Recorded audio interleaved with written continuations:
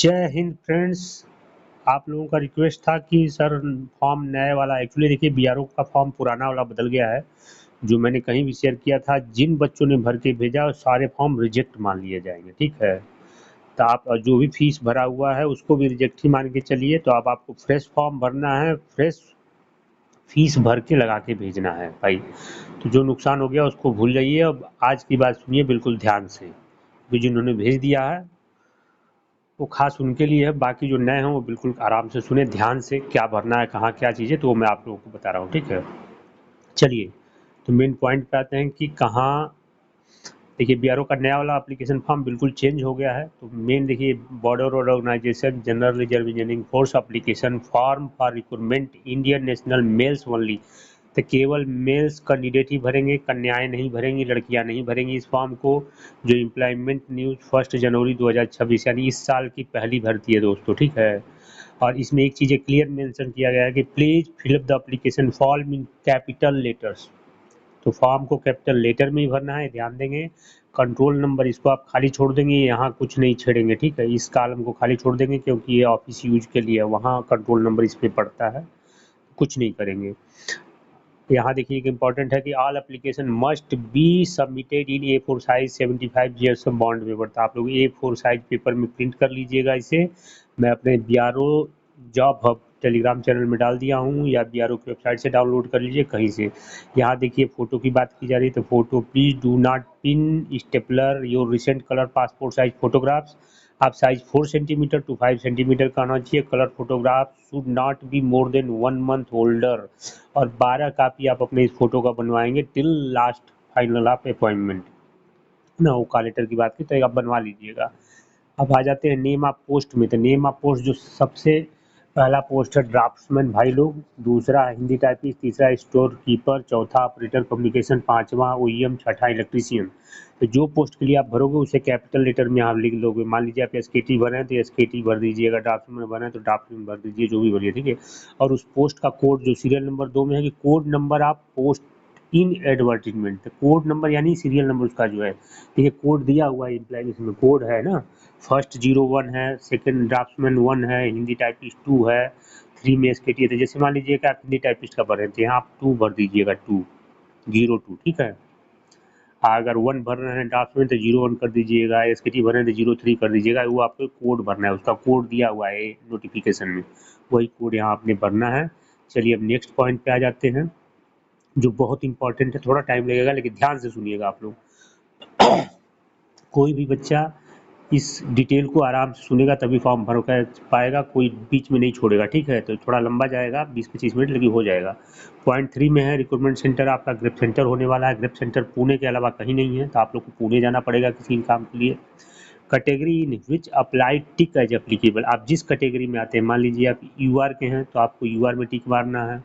आप ईडब्ल्यूएस हैं तो ईडब्ल्यूएस में टिक मारना है। एससी है तो एससी में मारिए, एसटी है तो एसटी में, ओबीसी है तो ओबीसी, एसएम है तो एसएम, ग्रिप वार्ड है तो grip ward, army ward, CPL, PWD. देखिए अब यहाँ एक कंफ्यूजन क्रिएट हो जाता है बच्चों को। कंफ्यूजन क्या होता है कि मान लीजिए आप हैं यूआर कैटेगरी के और आपके फादर सर्विंग हैं तो आपके हो जाएंगे ग्रिप वार्ड, तो आप दोनों में टिक मारेंगे। और अगर आप हैं ईडब्ल्यूएस कैटेगरी के और आपके फादर हैं आर्मी वार्ड, तो आप यहाँ दोनों में मारेंगे, ठीक है।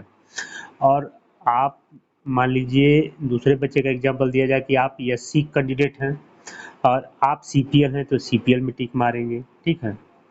और अगर आप यूआर हैं और ईडब्ल्यूएस, क्योंकि यूआर को ईडब्ल्यूएस कैटेगरी मिलती है, तो यूआर कैंडिडेट है और ईडब्ल्यूएस के अगेंस्ट में अप्लाई कर रहे हैं, तो आप यहाँ मारिए और ईडब्ल्यूएस में भी मार सकते हैं। और अगर नहीं भी मारेंगे तो खाली ईडब्ल्यूएस में मारेंगे तो भी चलेगा, ठीक है। तो वैसे आप यूआर है, यूआर को ही ईडब्ल्यूएस है तो यूआर में भी मारिए और ईडब्ल्यूएस के अगेंस्ट में आप अप्लाई कर रहे हैं तो यहाँ मार सकते हैं, लेकिन ईडब्ल्यूएस के बाद नीचे कर लेंगे। अगर पीडब्ल्यूडी बच्चे हैं, फिजिकल हैंडीकैप, तो वहाँ टिक मारेंगे। सीपीएल है तो देखिए ये यहाँ तक तो 5 कैटेगरी की बात हो गई, ठीक है। UR, EWS, SC, ST, OBC, ठीक है। इसके बाद ईएसएम, ये बिल्कुल आर्मी पर्स के लिए है। तो आर्मी पर जो रिटायर्ड है वो या सर्विंग है, वो मान लीजिए यूआर है और ईएसएम है तो वो यहाँ मार देंगे, ठीक है। मान लीजिए यूआर कैटेगरी के हैं और वो क्या है कि आपका सर्विंग पर्सन है, यूआर कैटेगरी भी है और ईएसएम है तो आप ऐसे टिक मारेंगे दोनों में, ठीक है। तो आपको वैलिडिटी मिलेगी, और अगर एससी हैं और एसएम है तो भी चलेगा, मतलब आपको दोनों जगह टिक मारना पड़ेगा। अब इसके बाद बात कर लेते हैं वेटेज की। तो देखिए वेटेज में आता है कि अगर आप, ये सिंपल समझिए, आप यूआर हैं, आप ग्रिप वार्ड है तो ग्रिप वार्ड में टिक मारेंगे, आर्मी वार्ड है तो आर्मी वार्ड में केवल टिक मारेंगे, और अगर आप सीपीएल में तो केवल सीपीएल में मारेंगे, और पीडब्ल्यूडी है तो पीडब्ल्यूडी में, क्योंकि कास्ट तो भाई कोई ना कोई होगी, तो इसको ध्यान दीजिएगा, यही चीज़ नीचे फिल करनी है। और यहाँ बात कर लेते हैं 0.5 जो इसके बेस पे पूरा रन करेगा। 0.5 में अब बताया गया है कि whether son of ex serviceman, क्या आप एक्स सर्विसमैन सन के बच्चे हैं, तो अगर टेल यस तो यस करिए, तो आपको सर्टिफिकेट लगाना है, नहीं है तो नो कर दीजिए। Whether son of serving retired GREF pers, ठीक है, पहला आर्मी पर्स के लिए सन ऑफ एक्स सर्विसमैन जिनको 3% वेटेज मिलेगा। दूसरा बी पॉइंट है whether son of serving retired GREF pers, अगर आप ग्रिफ पर्स के बच्चे हैं, रिटायर्ड हैं या सर्विस पर्स हैं, तो भी आप यस करेंगे, नहीं है तो नो करेंगे, ठीक है। और सी में है कि whether any brother serving in grief या आर्मी, अगर है तो यस नो करिए, लेकिन यहाँ कोई वेटेज का कोई चांस नहीं है, तो इससे कोई मतलब नहीं है। अगला है डी में कि do you hold NCC B certificate, say yes, और अगर आपके पास do you hold NCC C certificate तो से यस या नो, अगर है तो यस करिए, नहीं तो नो करिए। अब यहाँ पे मैं रोकता हूँ, अगर एनसीसी आपके पास बी भी है और सी भी है तो आप दोनों में टिक करेंगे, दोनों सर्टिफिकेट लगाएंगे, क्योंकि जब दोनों लगाएंगे तभी आपको 10% मिलेगा, और आप बी नहीं लगाएंगे सी लगा देंगे तो भी 10% मिलेगा। लेकिन अगर आप बी लगा दिए और सी नहीं लगाए तो आपको 5% मिलेगा, तो इस बात का आप ध्यान दीजिएगा। अगर आप सी लगा देंगे केवल तो चलेगा, लेकिन अगर आप मान लीजिए सी तक आपके पास है और आपने बी लगाया तो केवल 5% वेटेज मिलेगा, तो आप इस बात का विशेष ध्यान रखिएगा एनसीसी वाले भाई, ठीक है। चलिए नेक्स्ट पॉइंट में आ जाते हैं, सीपीएल बहुत इंपॉर्टेंट है, वेदर सीपीएल यस नो, अगर जो सीपीएल केवल जो ग्रिफ में सीपीएल है उन्हीं की बात हो रही है, जो स्टेट वगैरह में है सीपीएल उनके लिए भाई अप्लीकेबल नहीं है, केवल ग्रिफ में जो इम्प्लाई है सीपीएल उनके लिए वो यस लिखेंगे, और अपना लेटेस्ट सीपीएल सर्टिफिकेट मतलब आज की डेट से बनना होना चाहिए, अभी 4 जुलाई तक एप्लीकेशन की लास्ट डेट है, तो आप इसको भर के बनवा करके ले करके देना है। इससे पहले का अगर आपके पास है तो मान लीजिए, अगर इससे पहले अगर कुछ भी है तो आपका कंसीडर नहीं होगा, ठीक है, उसका 1% वेटेज नहीं मिलेगा। तो आप लेटेस्ट अपना सीपीएल सर्टिफिकेट जो 18 अप्रैल से 24 अप्रैल एम्प्लॉयमेंट न्यूज है उसके बाद का भी बना है तो चल जाएगा, या फिर अब का बनवा लीजिए, अभी टाइम बहुत है तो आप बनवा लीजिएगा, तभी आपको 10% मिलेगा, इससे एक दिन भी पहले का है तो आपका नहीं मिलेगा। चलिए जी में है वेदर जेएनके माइग्रेटेड है तो यस नो करिए। आर यू स्पोर्ट्समैन, ये इंपॉर्टेंट पॉइंट है, तो स्पोर्ट्समैन में अगर बात कर लिया जाए तो आर यू स्पोर्ट्समैन में देखिए, अगर स्पोर्ट्समैन की नोट में लिखा गया है कि if yes for above column 5H write to 1 for state level, 2 for district level, 3 for university level, तो ये आपने भाई साहब जिसमें है वो यहाँ लिखना है, 1 है तो स्टेट माना जाएगा, 2 है तो डिस्ट्रिक्ट माना जाएगा, 3 है तो यूनिवर्सिटी माना जाएगा, और नेशनल लेवल भी है तो आप लगा दीजिए, क्योंकि मेंशन मत करिए, लिख दीजिए, है ना, ये लेवल के लिए 3 ही दिया गया है, 3 लेवल तक का है, कोई कोई बच्चे नेशनल लेवल के भी होते हैं तो वो अपना लगा दीजिए, उसमें 5% आपको वेटेज पक्का मिल जाएगा, लेकिन वैलिड होना चाहिए, एसोसिएशन वाला सर्टिफिकेट रहेगा तो नहीं मिलेगा, ठीक है। Supporting document issued by competent authority should be attach in support of above claim, जब तक सपोर्टिंग डॉक्यूमेंट नहीं रहेगा तो आपका क्लेम नहीं माना जाएगा। चलिए आगे बढ़ते हैं। अब .6 में दोस्तों ये army purse length of service, ये समझो आर्मी पर्स रिटायर्ड होते हैं सर्विंग हैं वो भरेंगे तो अपना यहाँ सर्विस भर देंगे। अब वेटेज की बात कर लेते हैं, तो वेटेज में देखिए दो तरह से बहुत बच्चे कंफ्यूज हो रहे हैं कि जो टेक्निकल है ना और नॉन टेक, चलिए एक बात बता देते हैं कि टेक्निकल और नॉन टेक्निकल जो है कौन कौन सी पोस्ट है भाई, और किसको किस तरह से फॉर्म को वेटेज में कैलकुलेट करके भरना है, इस बात का जब ध्यान देंगे तभी जाकर के बातें समझ में आएंगी, अन्यथा क्या होता है कि बहुत बड़ी मिस्टेक हो जाएगी।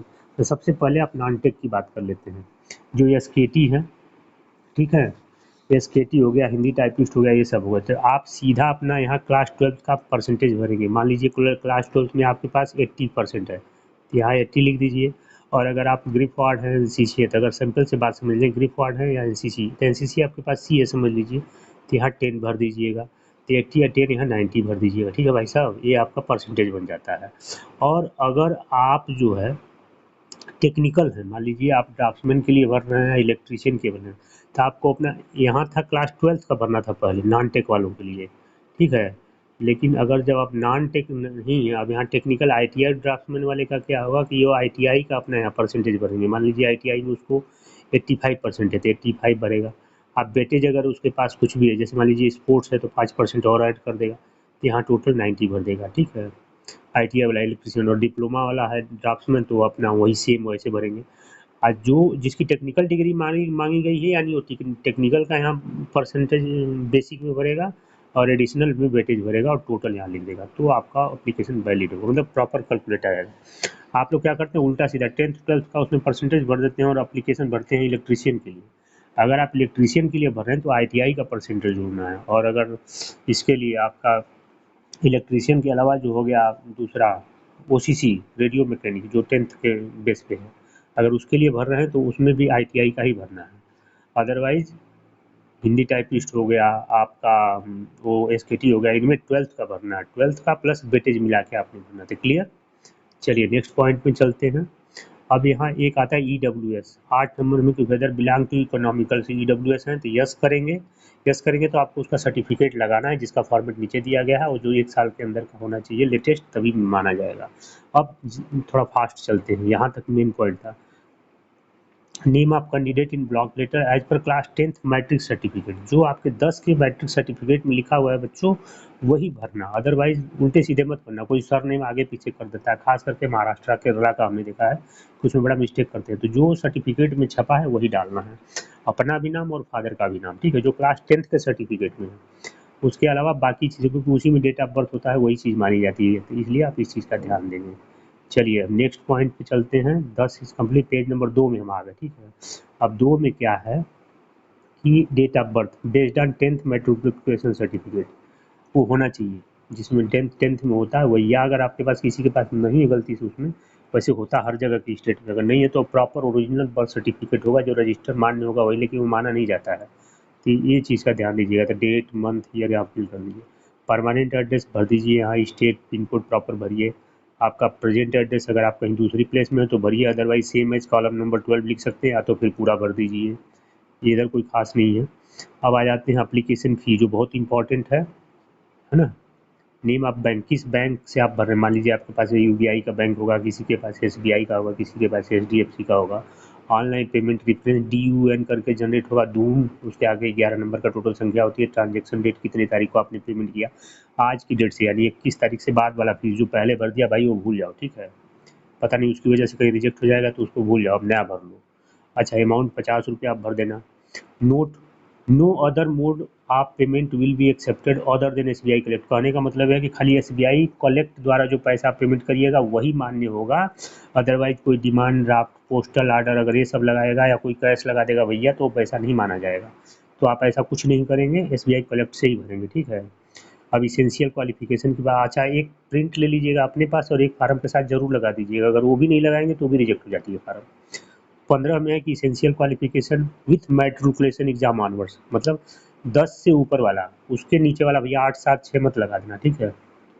10th के ऊपर जितना है सब भर दीजिए, तो नेम ऑफ एग्जाम 10th पास हैं, फिर किस ईयर में पास हैं, फिर बोर्ड यूनिवर्सिटी क्या है, सब्जेक्ट क्या है, मार्क्स क्या है, आउट ऑफ कितने हैं, टोटल परसेंटेज कितने हैं, तब 10th हो जाएगा, 12th हो जाएगा, डिग्री हो जाएगा, अब सारा इस लाइन में भर सकते हैं। आपके पास बहुत सारी लाइनें दी गई हैं तो अलग अलग भर दीजिए, ठीक है। अच्छा, कुछ बच्चों का एक क्वेरी था कि सर मेरा तो ग्रेडिंग है, तो अगर आपकी ग्रेडिंग है डियर तो आपके पास 2 ही ग्रेडिंग आती है पूरे ऑल ओवर इंडिया में, CGPA और SGPA। जिसकी CGPA की ग्रेडिंग है वो 9.5 यानी CBSE बोर्ड का, उससे मल्टीप्लाई कर देगा वो परसेंटेज निकल जाता है, यानी CGPA अगर जिसकी ग्रेडिंग है CGPA वाली, ठीक है, तो वो क्या करेगा अपने, मान लीजिए 7 CGPA आपके पास 9 CGPA है, ठीक है, तो 9 मल्टीप्लाई बाई 9.5 जो वैल्यू आएगी डियर वो आपकी परसेंटेज में वहाँ मेंशन कर देना, ठीक है। तो वो आपकी जो वैल्यू यहाँ लिख के परसेंटेज में मेंशन कर देना, वो आपकी परसेंटेज कैलकुलेट कर देगी। और अगर SGPA है, जिसका SGPA है वो क्या करेगा, SGPA 2 ही तरह की होती है, SGPA वाला क्या करेगा कि 10 से मल्टीप्लाई कर देगा सीधा सीधा, तो 10 इंटू 9 है तो 10 90% हो जाएगा सीधा, तो ये कन्फ्यूजन आप लोग नहीं रहिएगा, कैलकुलेट हो जाएगा, मैंने बता दिया है। उसके बाद भी नहीं आता तब छोड़ दीजिए, वहाँ लोग कैलकुलेट कर लेते हैं ना कि भर दीजिए। चलिए, और इसके साथ ये बोला गया है कि attach photo state copy of marksheet wherever grade are awarded they should be converted into equivalent percentage and proof of that. देखिए मैं बताया जो चीज़ वहाँ लिखी गई है कन्वर्ट करके लिख दीजिएगा। अब टेक्निकल की बात कर लेते हैं, टेक्निकल एजुकेशन तब टेक्निकल किसके लिए है भैया? यही जो 2-3 पोस्ट है ना, बस इन्हीं के लिए है। एक तो हो गया ड्राफ्ट्समैन, दूसरा हो गया इलेक्ट्रीशियन और तीसरा हो गया ऑपरेटर कम्युनिकेशन। ये 3 के लिए टेक्निकल है, तो उनका मेन परसेंटेज यहाँ से कैलकुलेट होगा। ITI हो गए तो ITI भर लेंगे, नेम ऑफ एग्जाम। डिप्लोमा हो गए तो डिप्लोमा किस वर्ष पास हुए, वो कहाँ से पास हुए, बोर्ड यूनिवर्सिटी क्या है, मार्क्स कितने, आउट ऑफ कितने, 1800 में से 1200 है, 1600 है, किसी का 2000 होता है, तो अलग अलग होता है। टोटल परसेंटेज कितने हैं तो अपने यहाँ भर देंगे, ठीक है। और उसका सर्टिफिकेट पक्का लगाएंगे और वही वहाँ वेटेज में जोड़ने के लिए जैसे बताया उसमें परसेंटेज अपना कैलकुलेट करेंगे, तब जाके बात बनेगी। अब आ जाते हैं लास्ट जो है ये पर्टिकुलर्स ड्राइविंग लाइसेंस की। तो केवल एक पोस्ट है ड्राइविंग लाइसेंस से रिलेटेड, जिसमें ज़रूरत है लाइसेंस की HMV ओनली, LMV नहीं चलेगा, केवल HMV वाला चलेगा, है ना। जो OEM के लिए है, तो OEM HMV लाइसेंस होगा, वही बच्चा अप्लाई कर सकता है और वही इस फॉर्म को भर सकता है। और उसको लाइसेंस वैलिड होना चाहिए, वैलिडिटी एक्सपायर यानी रिन्यू होना चाहिए। वैलिडिटी एक्सपायर रहेगी तो भी फॉर्म रिजेक्ट हो जाएगा। तो आपका HMV लाइसेंस होना चाहिए, डेट ऑफ इशू क्या है, कौन अथॉरिटी इशू की है, इनिशियल वैलिड पीरियड क्या है, रिन्यूअल अप टू कब तक है ना। और अदर्स में जैसे अदर्स का मतलब होगा कि किसी का JCB एक्सकावेटर डोजर का भी होता है, तो वो भी चलेगा, लेकिन वो भी हैवी माना जाता है, तो वो चल जाएगा, लेकिन LMV नहीं चलेगा भाई। LMV वाले बच्चे अप्लाई नहीं करेंगे, ठीक है। Attach photo state copy of driving licence in support proper लगाइएगा सेल्फ अटेस्टेड करके, ठीक है। चलिए अब नेक्स्ट पॉइंट में चलते हैं, पेज नंबर 3। इसमें है भाई साहब, इसमें कहा गया कि total experience in month, attach photocopy experience. Experience का बहुत ज़्यादा नीड नहीं है, किसी किसी में है, तो जिसके पास एक्सपीरियंस है वो अपना एक्सपीरियंस भर देगा, ठीक है।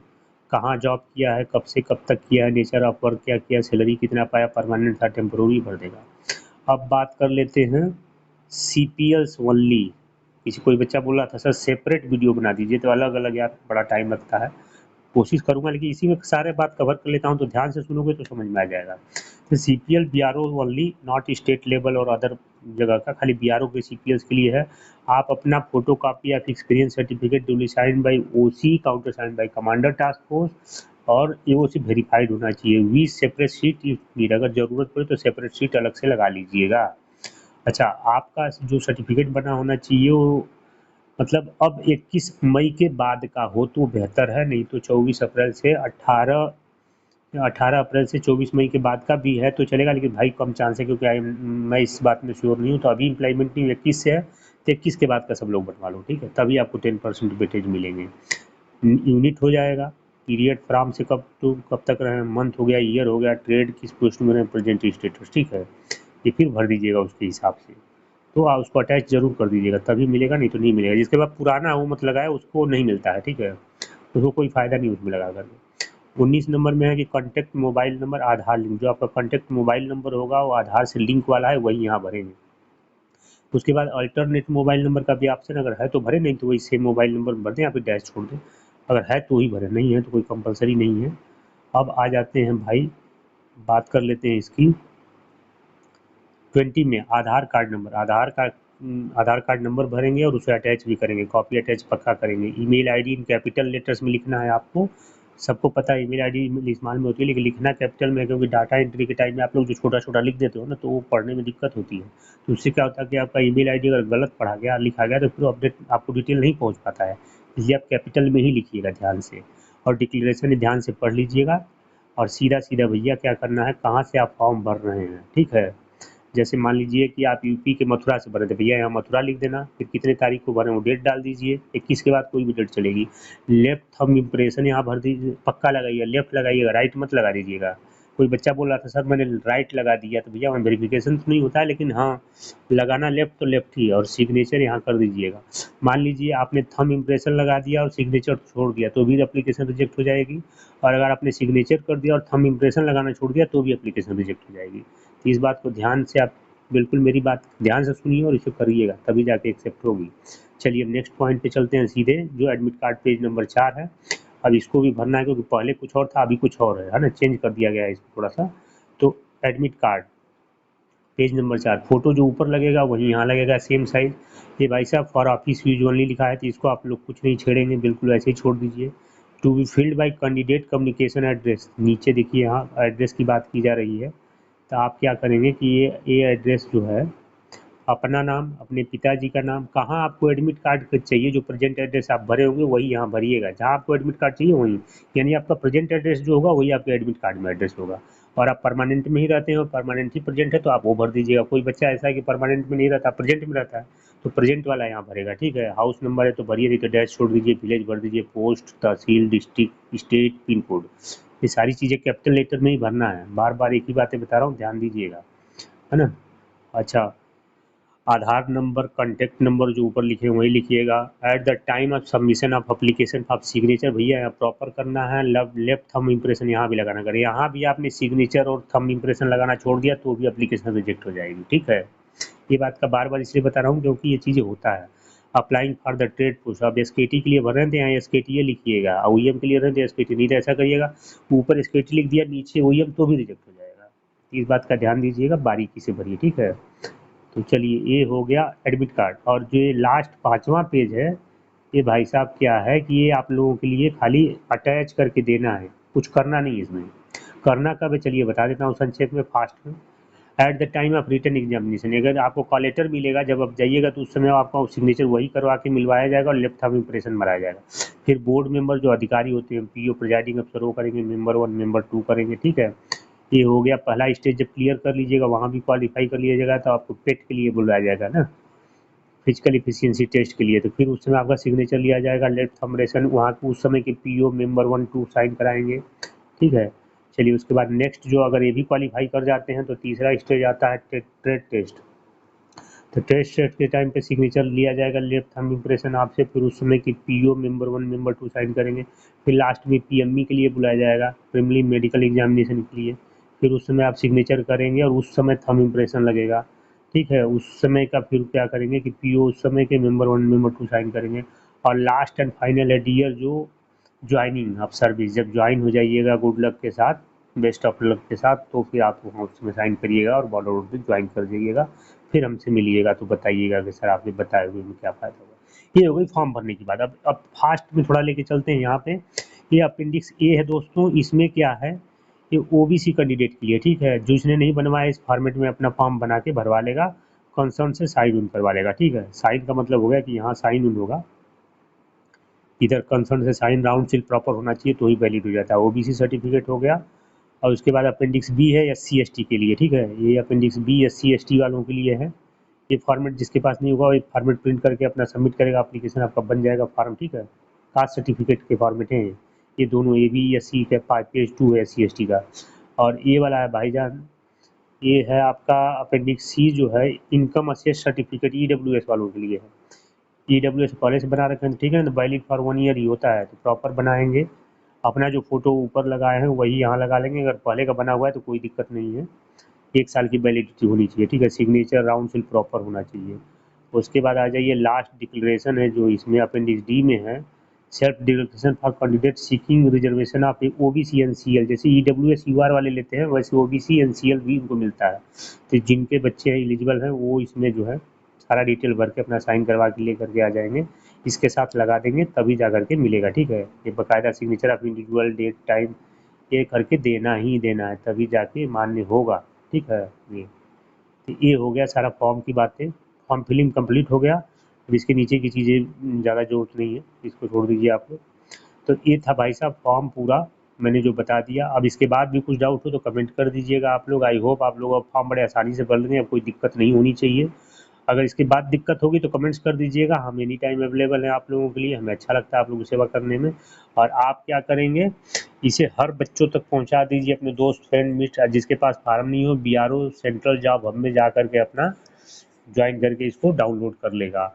और या बीआरओ के www.bro वेबसाइट पे अवेलेबल है, वहाँ से डाउनलोड कर लेगा। उसके बाद जिसने पहले फॉर्म भर दिया है उसको भूल जाइए, रिजेक्ट हो जानी है तो आप फ्रेश एप्लीकेशन भरेंगे, फ्रेश फीस भरेंगे और इसके साथ इंक्लूड करके सारे डॉक्यूमेंट के साथ भेज देंगे। सारे डॉक्यूमेंट का मतलब हो गया कि 10th हो गया, 12th हो गया, आईटीआई होगी, जिसका जो रिलेट कर रहा है ना, डोमिसाइल हो गया, ईडब्ल्यूएस हो गया, ओबीसी हो गया, एससी हो गया, एसटी हो गया, जिसका जो रिलेट कर रहा है। आधार कार्ड कंपलसरी है, सारे डॉक्यूमेंट सेल्फ अटेस्टेड होने चाहिए। ये सारी चीज़ें आप भर के भेज दीजिए। और आप लोग इतने मैं मेहनत कर रहा हूँ अभी तक, हमें मुझे नहीं लग रहा है कि बच्चे मेरे पास 500-600 जुड़े हैं यार। सारे कम से कम जितने देखते हो देख करके सब्सक्राइब कर लोगे तो अगला वीडियो जो बनाऊंगा ना तुरंत आप लोगों तक पहुंचेगा। तो चैनल पे जो नया हो फट से सब्सक्राइब कर ले, ताकि हमेशा अपडेट आप लोग के साथ मैं सालों साल कनेक्ट रहने वाला हूँ। Thank you so much. जय हिंद, राधे राधे। मिलते हैं नेक्स्ट अपडेट अगर कुछ आप लोग के कमेंट्स के